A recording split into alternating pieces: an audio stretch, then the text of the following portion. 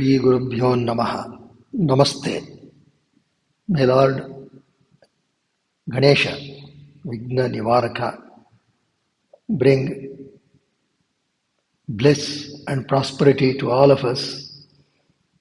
May He remove all the obstacles in the path of our sadhana. The very appearance of Lord Vinayaka, a lot of astronomical links. We shall try to explore some of them. Lord Vinayaka is born in Hasta Nakshatra, Kanya Rashi. Hasta itself, of course, means Hasta indicates work, which means in all of our work, Vinayaka has to remove the obstacles. And it is in the Kanya Rashi. And this Virgo zodiac is not quite visible during this season of Bhadrapada Masa, Shukla Paksha, during the birthday of Lord Vinayaka, because it is very close to the sun. But there's something strange.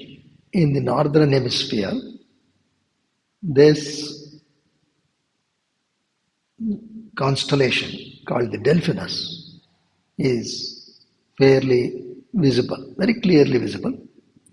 And if you look at the Delphinus constellation, you will see it is like this, a close view.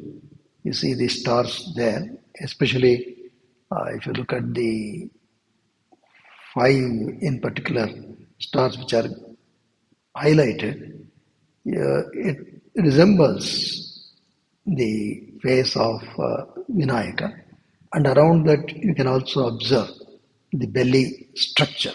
To make it more specific, any resemblance between these two, please check. We shall superimpose the two. You can see that there is a strong resemblance.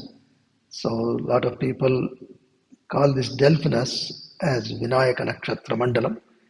And it is also very significant. This is in the northern hemisphere. So if you remember the story of Shiva cutting the head of Ganesha and then asking his dutas to bring the head of anything that is sleeping with head northward. And they got the head of the elephant and it was transplanted. So goes the story. So maybe this is significant in that sense. Incidentally, of course, this is not directly related to the Vinayaka story because this is a recent phenomena. Just below the Delphinus, there is one huge star which has been named as Musica. Recently, in 2015, they have named it as Musica out of music. But this somewhere sounds that this is, for all of us, we know Moshika, the vehicle of Lord Ganesha. And this only resemblance in the name, but no particular significance to the rat itself, because the vehicle of Lord Vinayaka, the rat, and what he wears as belt around his belly, the snake, that has some particular significance, as a lot of learned people say. That is, they indicate the Rahu and Ketu. We know that Rahu and Ketu are 2 points. They are not physically existing, but 2 points where moon's orbit intersects the Earth's orbit around the sun, the ecliptic. And eclipses of the sun and moon occur when they are aligned at one of these nodes. So Rahu is the north node associated with all worldly desires, ambition, etc. Where Ketu is the south node linked with spiritual inclination, detachment, liberation, etc. So the mouse is a creature of shadow. We know that mouse normally in daylight it won't be that apparent, but in the night they operate and they go in burrows They operate in darkness. So also Rahu Ketu. And the dark shadow of nodes, especially during the eclipse, the Rahu Ketu are supposed to gnaw the light of the sun and moon. Like that, a mouse always gnaws on objects. It's always biting something, chewing something, eating something. And the desires of rat is endless, quite materialistic, mirroring the mouse endless search for sustenance. So that's what Rahu also stands for. And Rahu Ketu, they are also termed as snake demons. And you can see that Ganesha, Lord Ganesha, has control over both the rat and the snake. He keeps them under control. So this would also mean that the Rahu Ketu aspects can be kept under proper control. Uh, that is the indication. So for which, of course, we have to pray. Ganesha means we should remember that we have to work and pray for removing the obstacles. Then there is this Ganesha's curse to moon. That's another very interesting thing. Apparently, once Ganesha was going and this moon laughed at looking at this funny shape of Lord Ganesha with big belly. So Chandra was cursed by Lord Ganesha. Chandra was being vain about his own beautiful appearance and was ridiculing others. As a punishment for this insolence and lack of respect, Ganesha cursed the moon that it would lose all its radiance and beauty.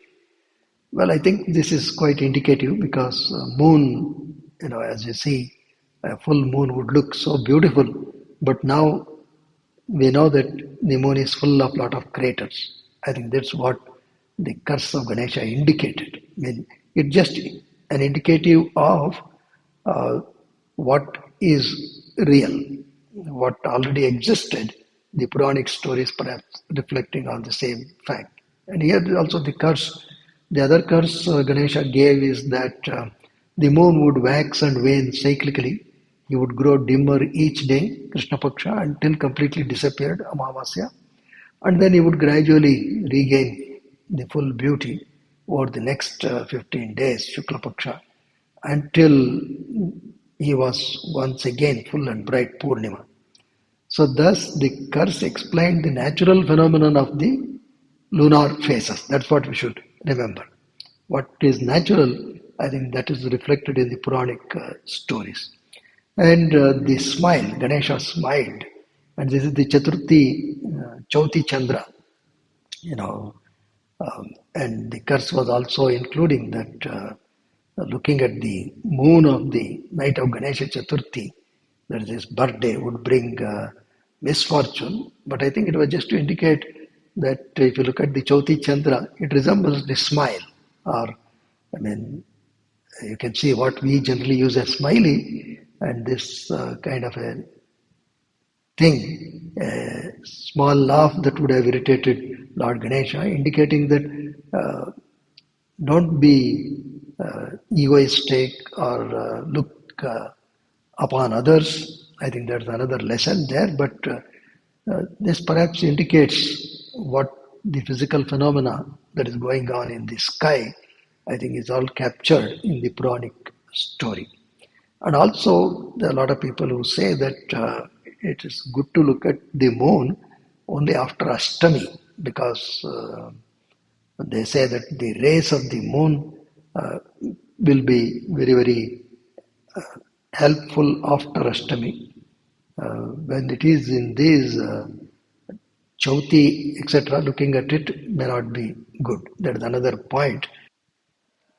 There is also this very interesting story of Shamantaka Muni associated with Ganesha Chaturthi. That we will see in our next episode. Namaste.